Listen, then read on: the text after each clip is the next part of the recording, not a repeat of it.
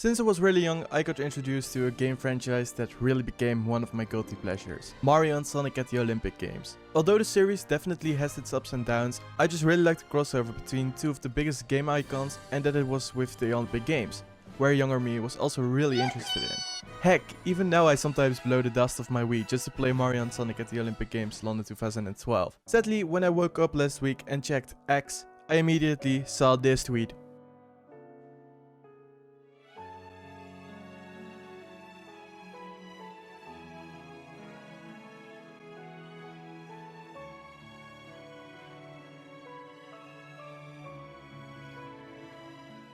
Yeah, not that I had any hope left for Paris 2024, since we're literally almost done with the Olympics, but to see that not Nintendo or Sega ended the partnership but the Olympics themselves came as quite of a shock to me. Anyways, this was and still is weirdly enough one of my favorite spin-off series, and I enjoyed most of the games in the franchise. So I really wanted to make a video to look back at the whole franchise and to thank Mario and Sonic at the Olympic Games for these amazing times and for all the memories I have with this franchise.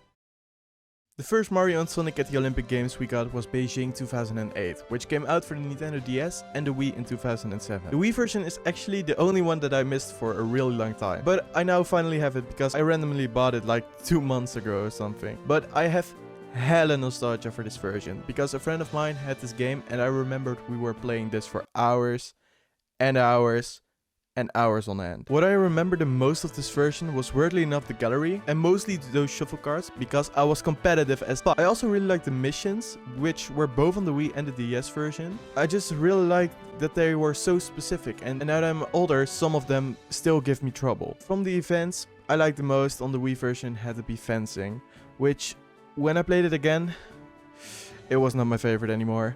I was terrible at it. Like, really terrible. For the DS version, I liked archery and trampoline, which was basically my favorite on the DS version by far. Like, how could you not like this replay? Literally peak fiction. Also, you had these circuits, which I really enjoyed when I was younger. The only downside of these games was that there were so few events. I couldn't even remember that you at the beginning of the game only could play 6 events. Maybe for nostalgic reasons, but the game is a banger anyway. Next up, we got Mario and Sonic at the Olympic Winter Games Vancouver 2010, which came out in 2009 for also the Wii and the Nintendo DS. These games are, in my opinion, one of the best of the entire series, and especially the story mode of the DS version. This was literally peak fiction. This is, in my opinion, by far the best story in the series. The music, the minigames in combination with the events. We also got for this game party games, such as Bingo Bash or Lucky Spin.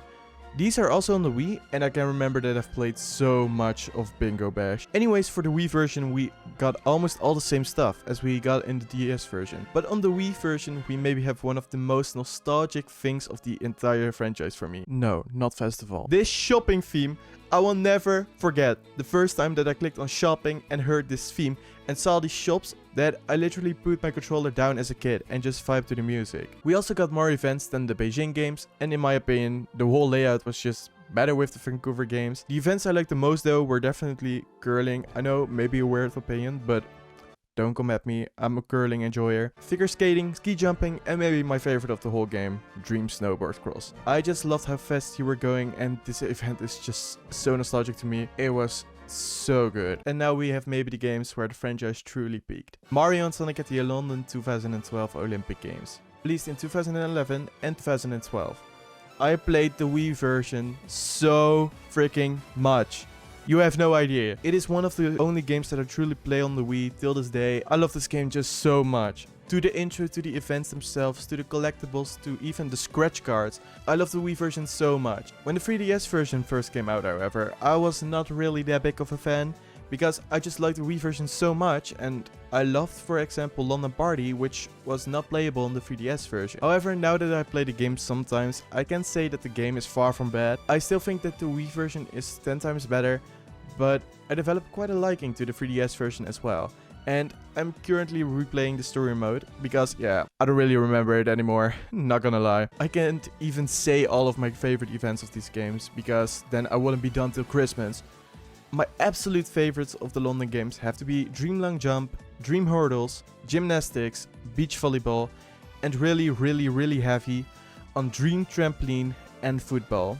Like, I am not even a football fan, But this was literally the most fun thing what I did as a child. Pushing people. Next up we got Mario and Sonic at the Olympic Winter Games, Sochi 2014. Released in 2013 for only the Wii U. This was the first game that was only available for one console and not for a home and handheld. This was also the first game to add online play via Nintendo Network. This game is for most of the people associated with the beginning of the downfall for the series. I literally haven't played this game in so long that it even had an update. The one thing I really love about this game has to be the menu and the UI, because this is pretty aesthetically pleasing, if I do say so myself. The first thing I did was the so-called action and answer tour, which I never done as a kid, which was alright, but oh my, some of the controls for these events are terrible. And that makes, for me, some events just unplayable. I don't really think this game is really bad specifically, but this game could have been so much better. And it's sad to see how much potential the Mario and Sonic Winter games had if they didn't lose the rights for the Winter games. Anyways, my favorite events of this game have to be figure skating, spectacular, where I broke not only the record but also my gamepad. So, biathlon, but the controls were not it. Snowball scrimmage, and of course, curling. Yeah, no, curling with these controls is simply the worst thing I did in my entire life. Next up we have Mario and Sonic at the Olympic Games, Rio 2016, which was also released in 2016 for both the Wii U and the Nintendo 3DS. When I think of this game, I think of characters. These games have introduced so many characters, but they've made them only for one freaking event. Heck, the 3DS version is even worse, where you have to choose between 7 or 8 characters for an event. Anyways, I really like that in the Wii U version, the menu is sort of on the beach. You can explore the beach and talk to familiar Mario and Sonic characters, which 11-year-old me found really amazing. I was jumping in the living room. But if we are talking about the events, I really found it disappointing that there were only normal events and not dream events like in the previous games. Instead, we got dual versions for football, rugby sevens, and beach volleyball. For the 3DS, we got some other game modes as well, and one mode that makes the game literally impossible to 100%. My favorite events of the Rio games have to be the dual version of beach volleyball, BMX, and the 4x100 meter relay. But the one I played the most by far was the rugby sevens dual version. I actually love this one, but please don't ever let me think about the character roster on the 3DS for Rio 2016 ever again. Last but certainly not least, in my opinion, is the Mario and Sonic at the Olympic Games Tokyo 2020, which was released on the Nintendo Switch back in 2019. I actually quite like this one. It's of course not as good as Vancouver 2010 and London 2012, but I think this is quite a solid entry in the franchise. I quite like the story mode of the game. Sometimes it was a little bit goofy, and sometimes the 64 pixel thingy Olympic sections were a little long, but all in all, I really liked the story mode. We also got the return of Dream events, but we only got 3.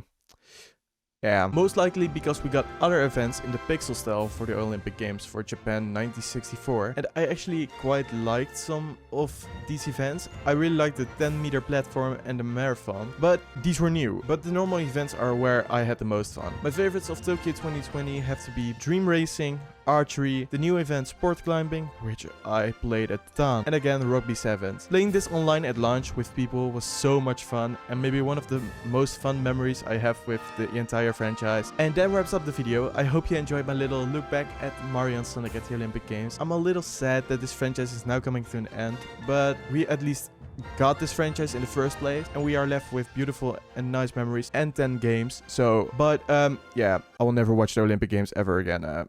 Yeah. I also made a video ranking all the Mario and Sonic at the Olympic Games 8 months ago or something, so if you haven't watched that yet, please check it out. Hopefully you like this video, and please tell me in the comments what's your favorite memory of this franchise, and then I hopefully see you guys in the next one. Goodbye!